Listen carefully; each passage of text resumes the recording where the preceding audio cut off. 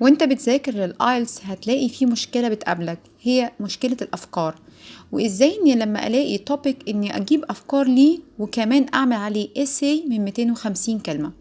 ومعظم الطلبة بيقولوا ما عندناش أفكار، مش عارفين نكتب عن إيه. في طريقة سهلة جدا تخليك تجيب أفكار لأي توبيك يجيلك في تاسك 2 writing، لأن هو أهم تاسك وعليه 75% من درجة الرايتنج بتاعتك.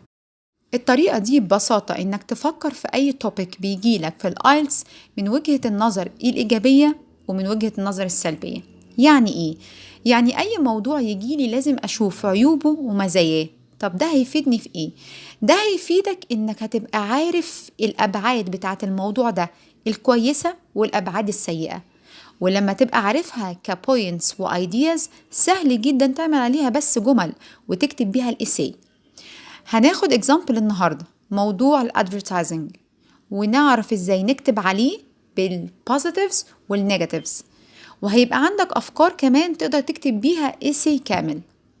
لو احنا فكرنا في الموضوع الاول من الناحية الايجابية، positives of advertising، انا كاتبالكم كذا فكرة، انت محتاج فكرة واحدة بس. ليه؟ لان المين بودي باراجراف بتاعك هو محتاج one main idea تكتب عليها 4 جمل وتعمل بيها باراجراف. ولكن كل ما انت فكرت في الموضوع وجبت له بوينتس اكتر، ده بيقوي حصيلة الافكار عندك وتقدر تكتب ايساي بسرعة وما تاخدش فيه وقت. خلينا نشوف الافكار اللي مكتوبة على ايجابيات الاعلانات او ايجابيات فكرة ان احنا نعمل اعلان عن شيء. اول حاجة عندنا بتقول advertisements offer people a variety of choices. الادفيرتايزمنت بيقدم للناس choices كتير ويبقى عندك اختيارات كتير. تاني إيجابية للادفيرتايزمنت هي إيه؟ without advertising there would be higher unemployment. يعني كمان أنا عرفت إن وجود الإعلانات، وجود الصناعة بتاعت الإعلانات بيخلي الناس تشتغل، فلو هي مش موجودة هيبقى عندنا إيه؟ unemployment يعني بطالة. نحفظ كلمات طول ما احنا بنحضر للآيلتس.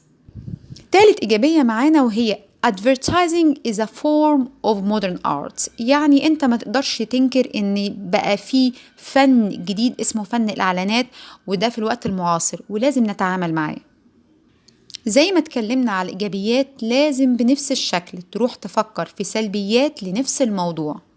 وبصراحة هو من مزايا الآيلتس إنه بيعلم الطلبة إنهم يفكروا بشكل عميق شوية، يعني بيخليهم يفكروا في أي شيء من الناحية الإيجابية والسلبية. كل شيء في الدنيا ليه عيوب ومزايا. خلينا نشوف عيوب الإعلانات. أول حاجة it aims to persuade people to buy what they don't need. persuade نزود حصيلة كلماتنا. persuade يعني تقنع، فالإعلانات بتقنع الناس إنها تشتري إيه؟ what they don't need.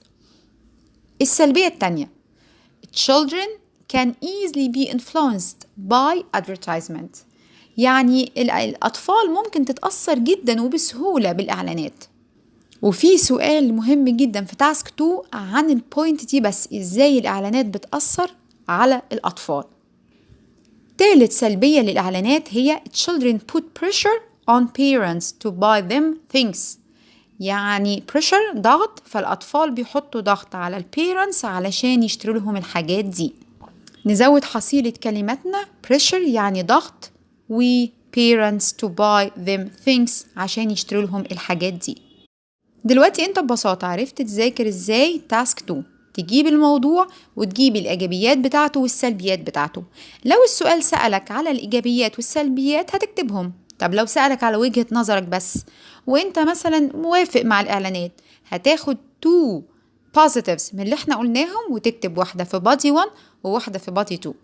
يبقى فايدة ان احنا بنذاكر بالافكار، ان احنا لما بيجيلنا التوبيك بتبقى الافكار اوريدي جاهزة في دماغنا، مش لسه بنقعد ندور على افكار. تابعوني دايما، هجيب لكم معظم واهم التوبكس اللي بتيجي في تاسك 2 وهجيب لكم الافكار بتاعتها عشان نذاكر مع بعض. بالتوفيق.